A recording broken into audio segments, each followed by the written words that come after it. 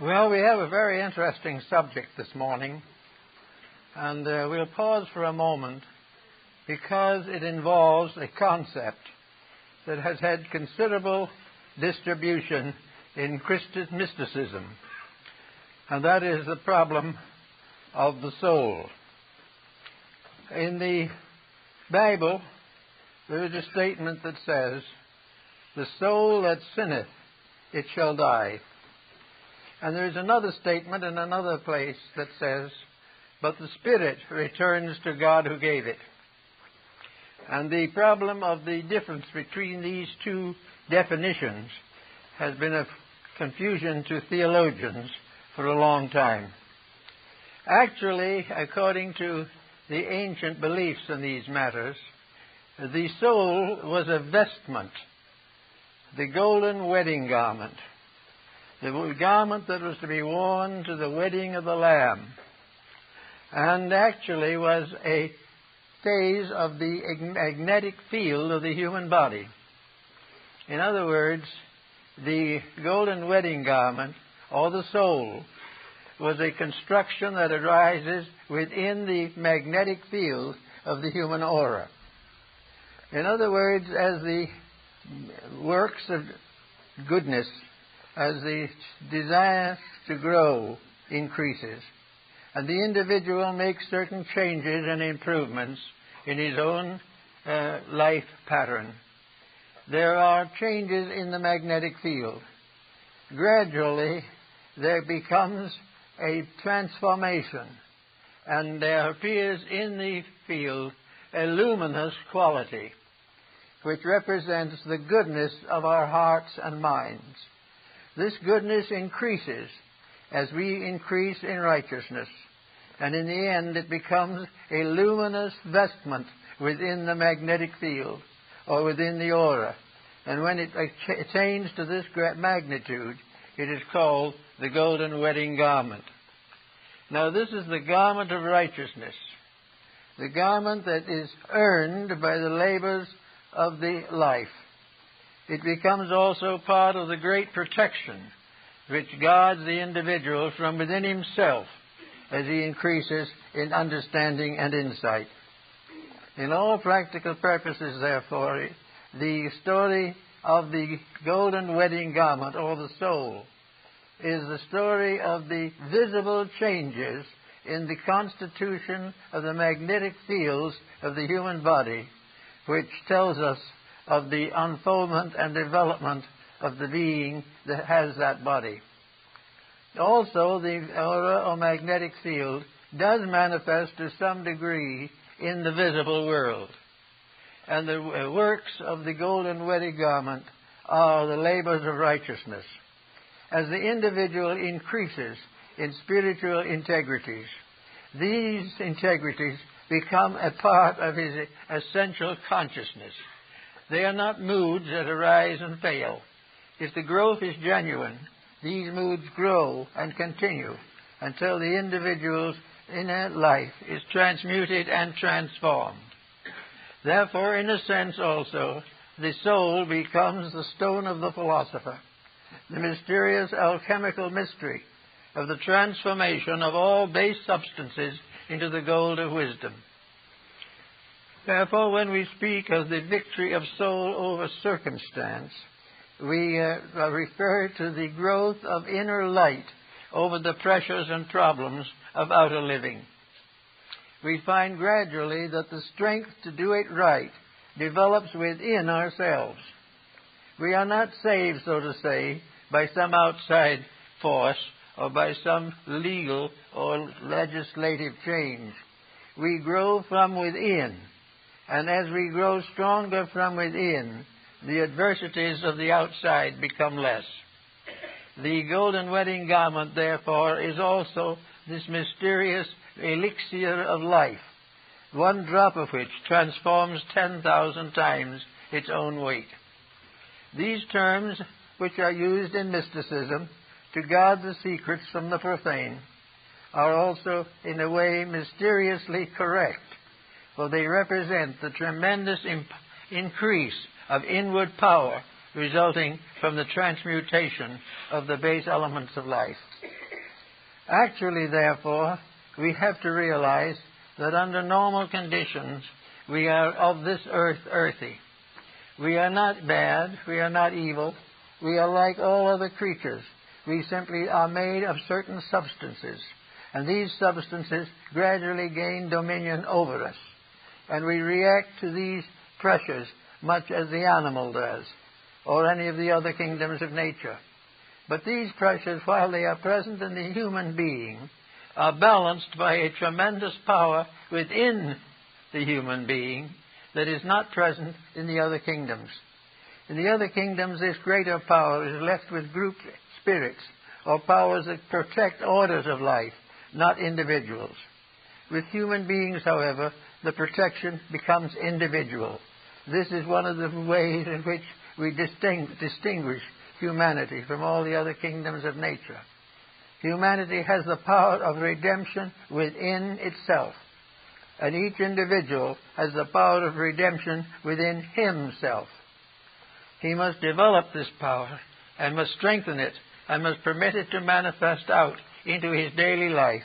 And when he does so, he achieves the transmutation of the base substances of his body. Now, base substances in this case does not mean evil substances. It simply means matter, material, substance as it is in earth and on the ground beneath our feet. It is the natural substance of the natural world. But the individual is not of this. Though it may seem like plant, his root is in material things. Actually, as Plotinus tells us in his essay on the beautiful, while the roots of man are in the earth, the flower and the seed is in heaven. And the gradual growth up, as is told in one of the European folklore stories, Jack and the Beanstalk. The beanstalk being the symbol of the spine with its various chakras and centers. Actually, however, the soul constitutes the sum of the things we have done well. It is the sum of the victories, little ones mostly, by which added together becomes the basis of redemption. The individual, in other words, must save himself. He cannot be saved by any outside power, nor can he be destroyed by any outside power. He must grow according to his own inward life and the powers that were bestowed upon him when he was set forth as a creature in this great world.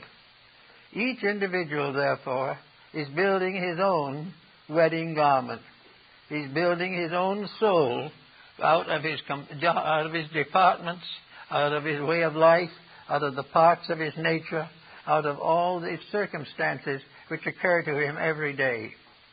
Life is a series of small victories over doubts, uncertainties, temptations. Wherever there is a victory, there is another flash of light in the soul body. And gradually this body becomes luminous, like the Christmas tree, which Luther uses to describe it. This soul body, then, is gradually building up. And out of its building comes the securities of life. Out of the power of this increasing soul body comes the power to still improve more rapidly and make further growth. The immortality of man is growing up in him in a mysterious substance. His bodies have a material immortality in the earth. His spirit has an immortality in heaven. And between these two is the soul, the bridge, the mysterious elixir of transformation, which we find in our daily living. I think it is well, therefore, to remember that even small, nice things, nicely done, are important. It is important when the unkind word is not spoken. It is important when the individual gives the small deed of goodness, which may be a momentary inconvenience. It is important that the person receives the insight and the wisdom to recognize that every small victory, added to all other small victories, forms the great victory which we call salvation. Salvation is nothing, therefore, but the victory of reality over illusion, the victory of the truth over error, the victory of unselfishness over selfishness. It in every case is the victory of the negative over those things which are positive and contribute to the common good. Therefore, we think of the soul now as a mysterious, luminous vestment. And we know by going back to the ancient writings and the ancient pictures on the walls of temples and in scrolls of ancient times, that these pictures showing the robes of royalty, showing the vestments of the high priest of Israel, showing the wonderful garments of glory of the Indian sages, all these are pictures of this mysterious, magnetic, internal soul garment. The individual, according to the ancient Kabbalists and mystics, cannot enter heaven in the physical body alone. Therefore, he must leave the physical and go forth in the robe of glory. And the robe of glory is first a plain white garment, the garment of innocence, the garment of purity, the garment of the effort not to do that which is wrong, to purify the life, to live constantly in the light of reality. After a while, this garment is given a further development. And in the description of the tabernacle in the wilderness, we find the description of the garments of the priests and of the high priests of the tabernacle and the temple of Solomon the king. We find similar descriptions in Egypt, also in India and China.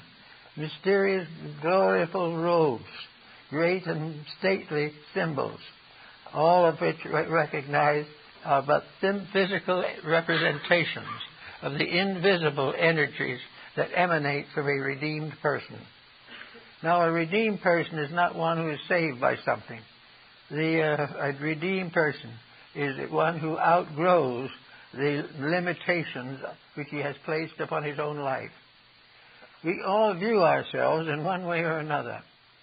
We think of ourselves as we know ourselves. We look in the mirror and we say, this is myself. And this is not true. What we are seeing is a shadow. And because of the eyes see only shadows, this is all of the being that we see. A mystic or clairvoyant under certain conditions may see more. But for the average person, the visible form which we behold is the real self. It is this same self that dictates our appetites, that demands our attention, that requires that we fulfill its ambitions. It is this shadow that has an appetite which can result in physical ailments. It is this shadow that breaks homes. It is this shadow that breaks laws. It is this shadow also that perpetuates the distance between the individual and the happiness and truth we are all seeking. So this shadow is the power of darkness, and it has no reality whatsoever. It has merely the fact that we do not have the eyes to see. And as Bamey says, those who have eyes, let them see. Because all of these things that we talk about are available to the eyes of the soul, but they are not available to the eyes of the mind. And the eyes of the soul, to meet the old requirements, are a development of faculties that are latent until they are developed by the unfoldment of the integrities of personal life. The magnetic field of the individual begins very largely as a physical support. It is something to nourish the body, to maintain it, and to protect it. Gradually, as the time goes on, after one embodiment or another, this magnetic field begins to register the moral qualities of life. It gradually begins to show the colors of good and evil. It begins to represent the part of us which is invisible and tells us the sad story of ourselves, the story of the individual who in the midst of a great wisdom remains untouched by the truth that he needs so badly. And in our present day, with the pressures and confusions of the hour, it is obvious that there must be a victory of soul over body. There must be a victory of cause over effect. There must be a victory of realities over illusions. Now, we live largely in a world of illusions. And in a sense, as we have a physical existence now, all the cell elements that make it up, all the habits that we have, all the institutions we maintain, the entertainment we choose, the ideas of education we keep, all of these are part of what might be called the obscuration of ignorance, and they are part of the negative individual magnetic field. While we live in the negative field, we react to the negative factors, and little by little these negative factors destroy us, or at least they impoverish the spiritual values within ourselves, until finally inside of ourselves the colors and luminous forms of the magnetic fields become clouded and dark and dismal. The magnetic field of the narcotics addict is a rather pathetic thing. The narcotic field of the person who has no integrities, no values, who lives upon the surface of ignorances is bad. And also, this magnetic field, being negative, perpetuates itself from within itself. And little by little, the individual who has gradually become more and more vicious finds that the viciousness increases, until finally he reaches a point where he must change or lose the values of the incarnations through which he has passed. So there comes a time in this rather strange affair when there has to be a shift between negative and positive. There has to be a movement on the part of the individual to put his own inner life in order. He's going to have to realize that there is no way of escaping the consequences of his own misdeeds. He can escape the terrors of dictators and the terrors of the clouds and sky, but he cannot escape the terrors of his own conduct. So little by little, the individual finds a pain arising within himself. The magnetic field is troubled, and in its trouble, it fails to support the personality. The magnetic field no longer personally develops, and therefore is not there to take care of health problems. The energies of the magnetic and etheric fields no longer protect the person against infections and things of that kind. Little by little, their positive power has been drained off. Little by little, every ounce of energy which they possess has been misused until there's nothing left. Under these conditions, there comes always a time in the life of the individual where he must change to survive. And it very often happens that this change for survival is not accomplished until the deathbed scene. There, before the end of everything, as far as he knows, he suddenly realizes the fundamental mistake he has made. His faith is not great enough to reveal the fact that no matter what he has done, salvation is inevitable. He must go on until he grows up to what he should be. And while he disappears out of this life, perhaps, in a very sad state, ultimate victory is inevitable. For everything that is created by the divine mind and the divine hand must come through. It must fulfill its purpose. It must achieve that for which it was intended. And so we find that the individual physically shows gradually the results of a sellout. He no longer has good health. He no longer has peace of mind. He has fears. He has dreams. He has nightmares. He develops all kinds of habits in an effort to encourage some kind of help or strength. But this type of strength, inspired by narcotics and alcohol, will never get him anywhere. Little by little, everything gets worse and worse, until finally the individual, stripped of all of his energies and powers by the abuse of them, comes to face himself, and he must do so. Now, we also have, therefore, another interesting analogy to make. After all, the world, as we know it, is also a being. The planet on which we live is a person. Not a person as we know it, but a person as an integration of various conscious attributes sufficient to enable it to maintain its essential purpose to support life in space. Now, this planet also is subject to the results of the confusion and the misuse of power which we find around us every day. The planet has its golden wedding garment. It also has its magnetic field, its order, and its robes of righteousness.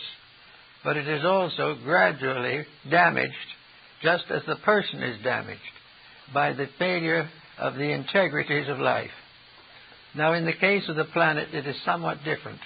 The planet has a new relationship, and that relationship is as a host, or as we might say, a guardian or a parent over forms of life which develop and unfold within it.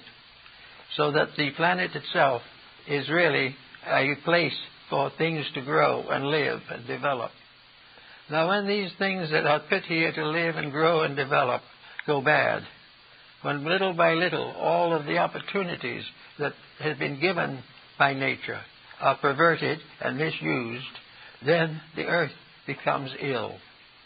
It becomes incapable of fulfilling its proper destiny.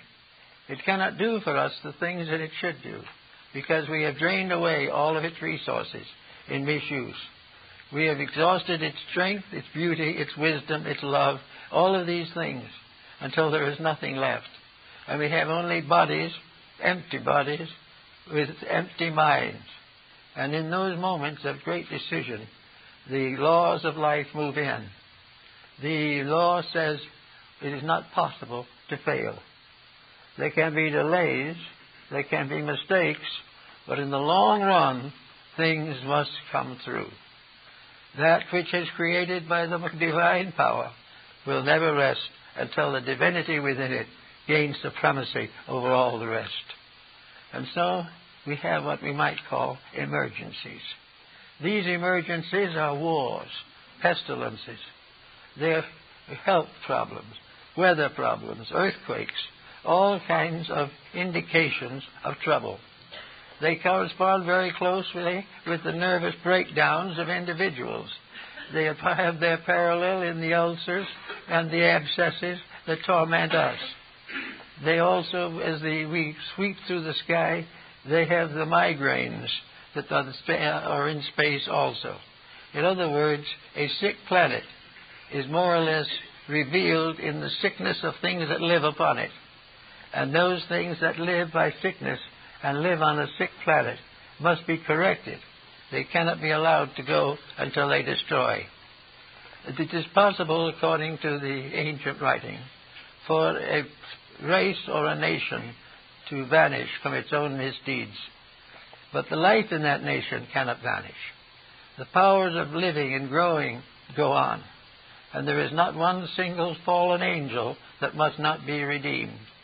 And so gradually, those things that fail utterly fade away, and in their place come new things in which there is a greater amount of integrity. We are on such a step at the moment. Today we are facing again the result of continual abuse of our resources. We are in the same position as the old alcoholic who has continually gone on drinking until he has nothing left but ulcers and pain. Years ago in the Klondike, there was a successful gold miner who found it rich and lived riotously for a couple of years and got very ill. And the little the puny doctor up there said, "There's only one thing for you to do, get to Mayo Brothers and let them take care of it." So he went to Mayo Brothers, and they took out 2/3 of his stomach. And they said to him, "If you live on milk toast for the rest of your life, you can have quite a few years yet." And he was so delighted that he went home, and on his arrival staged a banquet for all his friends. They all got beautifully drunk together, and the next morning he was dead. Now this is symbolic of the way things go. And it is symbolic in a way of the plans of nature, which are very simple, very obvious, but have strange truth behind them. An inevitable fact that you have to obey or else. Now, when you find a country or a world as it is today, it is the same thing in nations and in planetary populations as it is in towns and in our private homes. always where there is something wrong. The inner life of the person is injured. And this golden wedding garments, this soul body, which we are gradually building up, is damaged and delayed and frustrated by the excesses of a poor and unthoughtful generation. We have every possible way to understand this. We have it every day. We have it in every newspaper. It comes to us every time we turn anything. This troubled world. But what the records do not necessarily tell us is the troubled individuals. The persons we know in the same block, possibly under the same skin, we do not recognize as passing through the same kind of crisis. The crisis in the person becomes the crisis in the race. And those mysterious powers that destroyed the lost Atlantis are gnawing at the roots of our civilization. Everywhere there has to be integrity, or in time, when it becomes obvious that the individual or the group will not redeem itself, then it is put away and another takes its place. But that other is the same one with a new chance, a new opportunity, and a new environment, but usually a more strenuous lesson. So in the study of all these things, we sometimes also say to ourselves, why should we try to improve our natures? Why are we all studying in the effort to be a little more than we have been? We are studying very definitely because inside of us is something that is suffering. There is pain in the heart, in the mind. There is worry. There is anxiety. And there are constant compromises of integrities with bitter consequences. All these things are happening to us every day. And we do not know what to do about it. We feel that there should be someone make a law to put these things straight. This is impossible, because we cannot make laws for each other. We must make a law for ourselves and live it. And the only remedy for the problem is not to try to legislate out of it, but to get out of it through the positive application of principles to our own conduct. And this is beginning to get more or less obvious. We are beginning to see that a beautiful plan is endangered by the selfishness and cupidity of individuals. And that cupidity and selfishness arises from the magnetic field. This magnetic field is the first source of this sickness. It is the result of eternal compromise and eternal selfishness, unbridled ambition, every type of corruption and demoralization. These things have sickened the source of our vitality. They have sickened the invisible supplies which we require in order to grow and fulfill our destiny. Now, these ailments are well known to the ancients.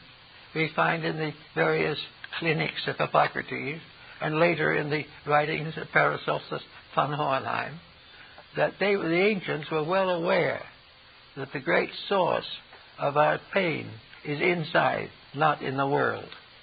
That the world suffers because we are wrong, and that we are suffering because not of the sorrows of the world, but of our own failure to put our own lives in order.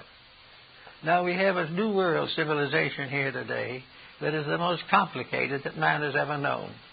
A civilization in which all kinds of conflicting ideas float about in the air, in which nations are ready to go to war to the death over wealth, of power, authority. And this is just a little bit of an enlargement of the ruthlessness of the individual who, moving in upon a competitor, seeks to destroy him.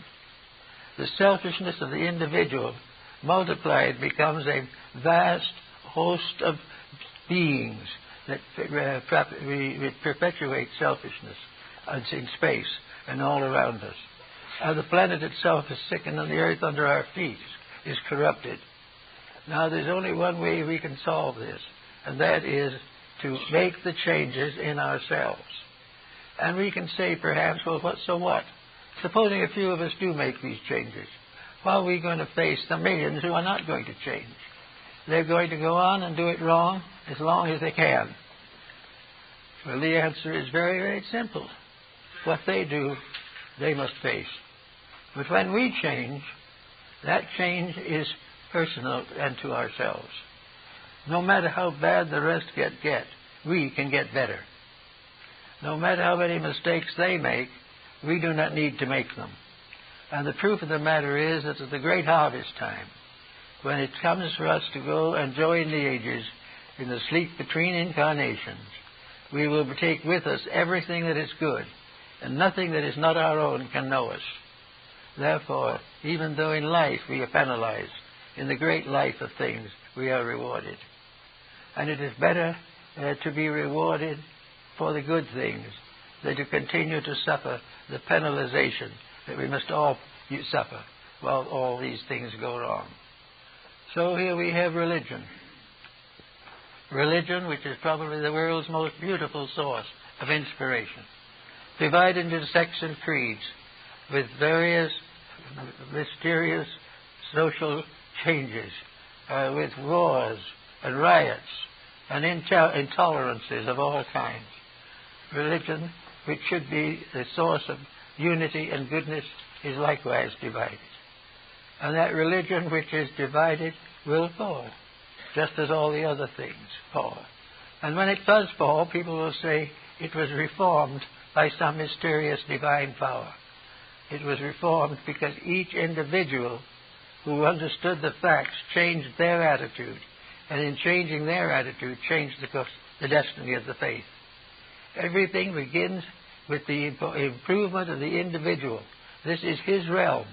This was created for his perfection. This was put up into existence that he might grow and earn his place in the great house of the cosmos.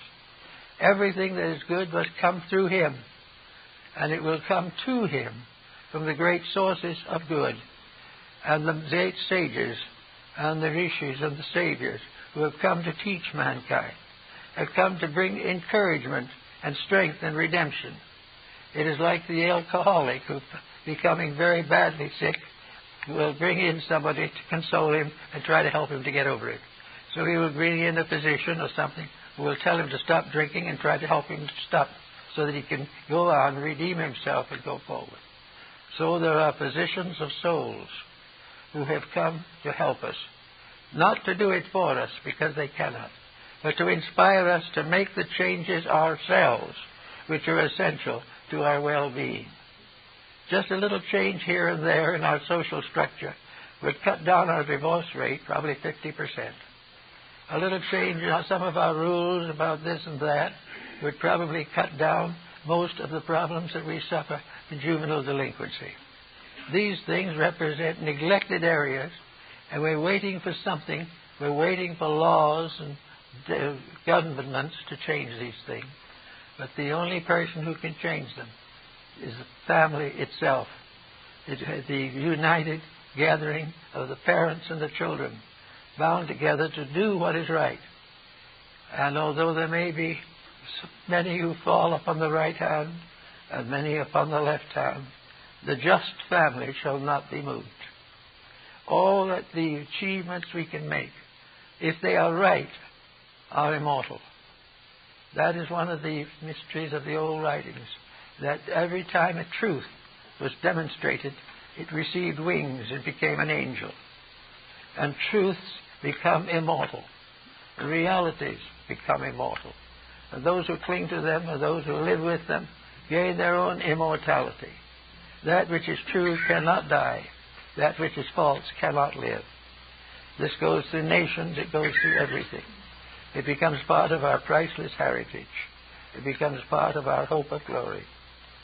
So we know that today we are at a critical point, and that all the available resources of civilization must be united to achieve a positive transformation of our purpose for existence. We will not cease or perish if we do not make the grade, but we will go back again into a hard labor, into struggle and strife, to gain once more, to the degree that we are now abusing the knowledge and wisdoms of life. As long as there is selfishness, there will be pain. As long as there is avarice, there will be suffering. As long as there are hatreds, there will be sorrows. Every one of the negative things has to be overcome. And the old schools of wisdom set up discipleship and set up various rules and laws to govern the development of persons who wanted to grow, who wanted to be better. And all of these were based upon the fact that the person himself had to make the effort. He had to really, sincerely decide. He was not even able to try to find out whether what he was doing was really right or not. He had to decide that for himself. But he was right. He grew in wisdom and understanding. If he was wrong, he did not. If he did not grow, he had to try again. Everything has to come out of the sincere effort to attain victory over the self-centeredness and indifference that we find. We are now talking a great deal about the fun generation. There's only one thing about it that seems to be important, and that is there isn't much fun. Very little. And there will not be much fun as long as this is the fun generation. Because the effort for fun is not controlled by anything. What is fun? Mostly extravagance, much immorality, and all kinds of competitions and mistakes in labor and work. The entertainment field, all these things are called fun. And I can assure you from watching a little television now and then that the fun in television is not very much. In fact, I hadn't heard a good comedian on there in years. Because good comedy has to be honest. It has to be true, and it has to be good, as Mark Twain pointed out. And what we call comedy is a snickering sort of thing. It's never going to be any good. And yet we spend hundreds of hours in front of these boxes, taking on the murders and the selfishness of our time. And we try against that to take this little seed of immortality in ourselves and expect it to survive this constant and continuous bombardment of negative factors. Each person can have his own way. Now, I know, for instance, over a long period of time, I was interested in having a little fun. After all, working with heavy problems can be rather heavy. And I realized that if it got too heavy, I wasn't going to be able to do what I should do. That I would gradually get too tired. That I might get a little naggy now and then. Or I might even lose my disposition. Not that I ever had one, but there's always a possibility of it being worse. Then I suddenly discovered the world of other things. The people that are now wandering around in all these fun actions are really not having much fun at all. They're really very largely spending money and waking up in debt. And those who spend enough money are waking up sick. And those who are very wealthy are waking up dead. It is not a very progressive problem. So we suggest looking around. There are all kinds of interesting and wonderful things to do, things that help us to learn. And we can go back to the old guild system that dominated Europe for centuries. That there was a joy in labor, and also there were various ways of growing beautifully and pleasantly. Remember the Meistersingers of Nuremberg. They were the regular workers, the shoemakers, the carpenters, all these people. But they formed music choruses and had a wonderful time with them. And all kinds of special celebrations. And even the great gentry participated. And then there are all kinds of things. Music, art, fine literature. There are all kinds of things to collect. There are hobbies and everything by which you can learn something, by which you can grow, in which you can combine pleasure with instruction and come out of the whole thing a little bit better enlightened and with a new appreciation for the wonders of life. But instead of that, we sit glued to the tube, and there we sit and watch mayhem that isn't even real, that is merely written, compiled, and presented for the simple purpose of selling products. It is a very bad thing. We are falling for it, but we must, as individuals, pull out of it. And if we do pull out of it, we will discover that we are never captured in it unless we capture ourselves. That there is no reason why the magnetic fields of the body should be contaminated. There are no reasons at all why the individual has to lower his moral code in order to keep abreast of his time. If his time is below him, he must rise above his time. If there are things that he should be doing and he is neglecting to have a fun that is never there, it is time for him to wake up. Now, the answer has always been you can't move all these people. You get one started, and you put a law in, and you think you've got something blocked, and immediately somebody comes up and objects. And there's a great big political system, a big congregation of voters and so forth. And of course, in mass of this nature, the majority is liable to rule, and the majority is liable not to be right. Therefore, that isn't the answer. You can't simply make a law against this and a law against that. What you can do is make a law for yourself. And I believe it was Woodrow Wilson who said on one occasion, it is better to fail in a cause that must ultimately win than win in a cause that must ultimately fail.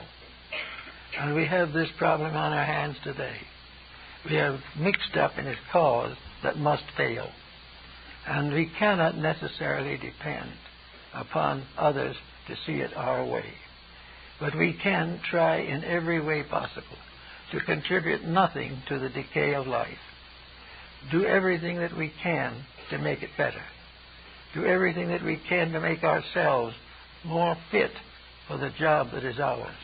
If we could see the invisible structure of man, the tremendous amount of vibratory power there, the ages that were necessary to build all these bodies, and vibrate them, and vitalize them, so that we could produce a standing, thinking, feeling creature that had within itself the germs of its own immortality. We have all these things, but we have not kept faith with them. And because we have not kept faith with them, we must now go back and start over. And we cannot be blamed for doing what is right ourselves. And if the world doesn't like it, it won't bother us, because we are only one person. But that one person being right is the secret of the beginning of righteousness. For in ancient times there were a few who were the great souls that led. Today we are in a different world. We are now in a world in which great souls must arise from the common people of the earth, and in so doing will make the simple laws of humanity dominant over the artificial laws and practices of our generation.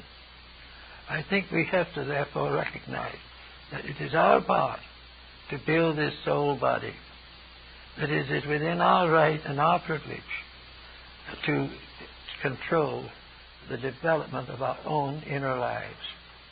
Although all others may be unhappy, we may still be a little unhappy. But if we are doing the best that we can, there is a certain reward. A good deed is a prayer. A bad deed is a curse. We've had too many curses and not enough prayers. And a prayer for good is in the simple things we do to help a person in trouble, to help our own children to stay within the principles of integrity, to start them out right and not allow them to follow in the ways of our own slipshod behavior. Everything that we can do as an individual, we can do without much probability of being punished for it. Whereas most of the things we are doing now, punishment is inevitable and obvious. Let us try doing it right. Let us try to be one with progress, one with the law. And in the mysterious wedding of the Lamb, which is described in the book of Revelation, and which is part of our Christian heritage, those who attain the golden wedding garment come as great hosts of souls, luminous and beautiful, to attend the marriage of the Lamb. And this is the idea of it all. The marriage of the Lamb is simply the union of the individual soul with the world soul, and the return of the individual spirit to the spirit which is all spirit, always and forever the guiding power of life. We do not know where our life is going exactly. We know where it will go for a time at least, if it doesn't change its ways. But we do not know what lies ahead for the human being.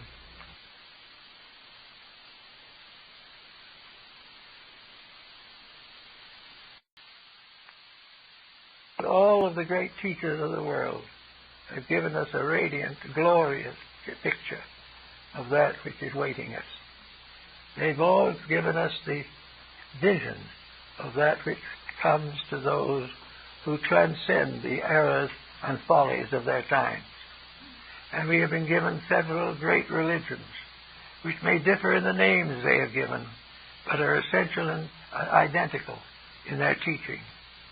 That it's only those who live the life that can ever know the doctrine. So in little ways we can start living it. And in living it little ways we will grow in righteousness. So this is our job. This is nothing terribly difficult. All we have to do is to prepare to live quiet, moderate lives. False ambitions have slain the ages. The glory of Alexander is gone. Caesar is dead at Pompey's power. Hitler and Mussolini have gone their way. All of the great dictators have left, and left nothing behind but monuments to sorrow. Little dictators have the same fate. Those who create a business and then bankrupt it for profit. All kinds of efforts to grow rich over the poverty of others. All of these things are part of a way of life that has come to too many people now. A way of life that has resulted in the fact that our ingenuity has outstripped our integrity. We can invent many things, but we do not know how to use them. And that which we do not use, we will abuse. Once upon a time, there was a Roman who, digging in his garden, found a pot of gold. And he wrote a letter to the emperor. And he said, I have found a pot of gold. What shall I do with it? And the emperor wrote back and said, use it. And the man wrote again to the emperor and said, Sire, I do not know how to use it. And the emperor replied, then abuse it. And that is exactly what happened. We have so many ways of getting things, but not very many good ways of using them. To have a thing means the power, when in reality it is an opportunity to grow. And unless we make more use of these opportunities, things are going to get worse. Now we face a few years in a great transition. There is bound to be a major change. We're asking for it. Or if we're not asking, we're acting for it. We are demanding it. And out of this is coming some very interesting things. It isn't all bad news. There are some tremendous efforts being made now. People are growing as they haven't in a long time.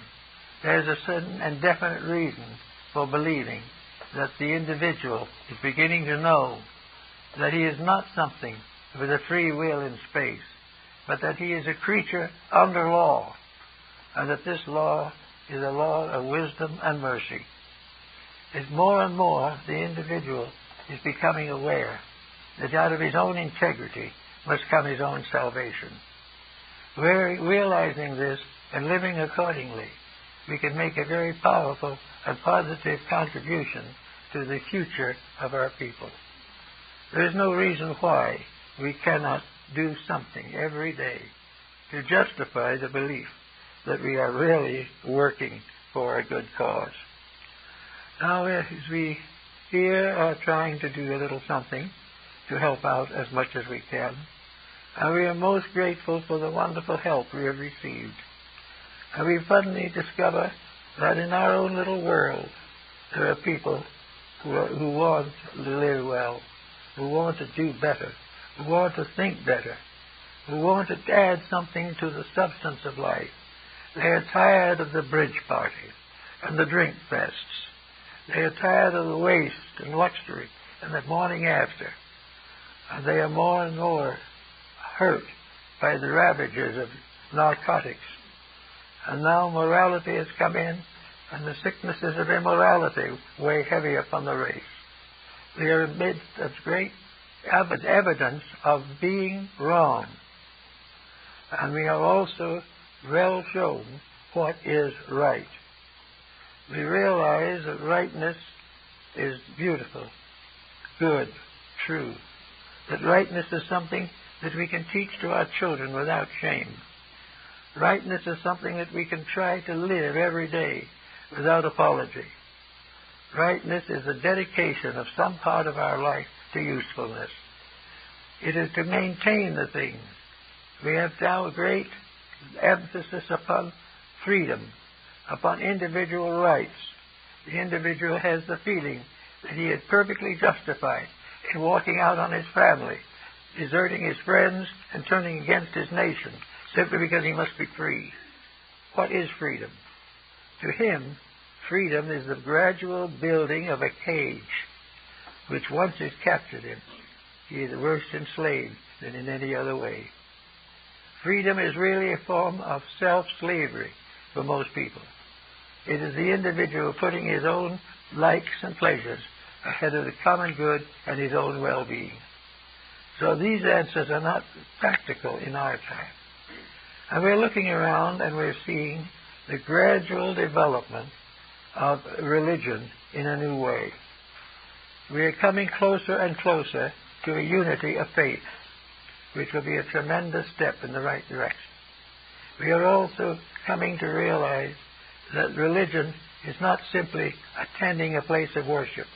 It is bringing the truth of life into the home, into the family, and into the business.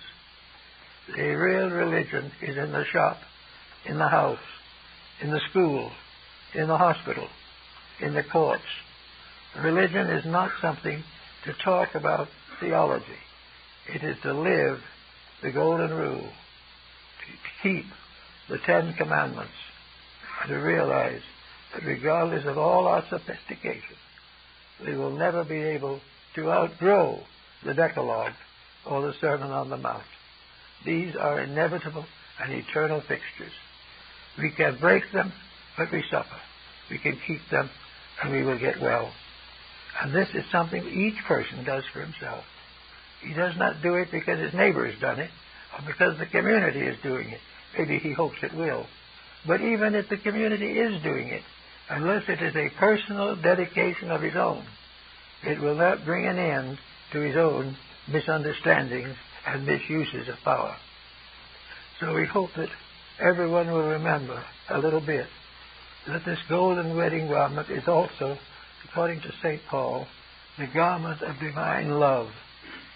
It is love rising triumphant. It is the proof that when we really, sincerely love, we serve. And when we really, really love, we give. And when our emotions are false, we take. So in this we have also the inspiration that for most people, love has been made a stranger. We hardly even love our own anymore if they interfere with our ambitions.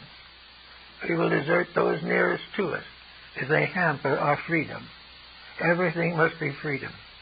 But no human being who is ignorant is free. And no human being who can be free, who holds immoral, unethical, or materialistic institutions as important. We all have to recognize that freedom is the privilege to be right, and that this privilege belongs to us all, and the reward of it is freedom from the disasters of our mistakes. And there is no way we could ever win this battle. Look at the sky. Look at the stars. We can go a long time before we can rule them, or go out and even explore them, or take a chance to visit one of them without imperiling our own lives. We cannot change the infinite, but we don't need to, because the infinite is right, and we have no rightness greater. And the infinite is infinite love, infinitely manifested throughout infinite time and infinite space. And in this divine love we live. And as we live it, gradually it moves into us and becomes this radiant body of the soul. And the soul is the love in us, becoming the love in humanity for all that lives. And when we have developed this and become part of a universe of love, we will have no more worry over the sins of the flesh. They will correct themselves beautifully. The little children will not be deserted. They will not come into the world sick to death before they are hardly born. These things must change. A genuine regard coming from within ourselves will not only help this, but when we begin to practice this, the light of the soul inside of us will grow brighter and brighter, until soul power becomes master over all the brute force of the world, as it was mentioned by Mohandas Gandhi, so that all things are safe only when love makes the rules. And these rules made by love are found in all the great religions of the world, and also are inevitable and eternal in the human heart. Thank you.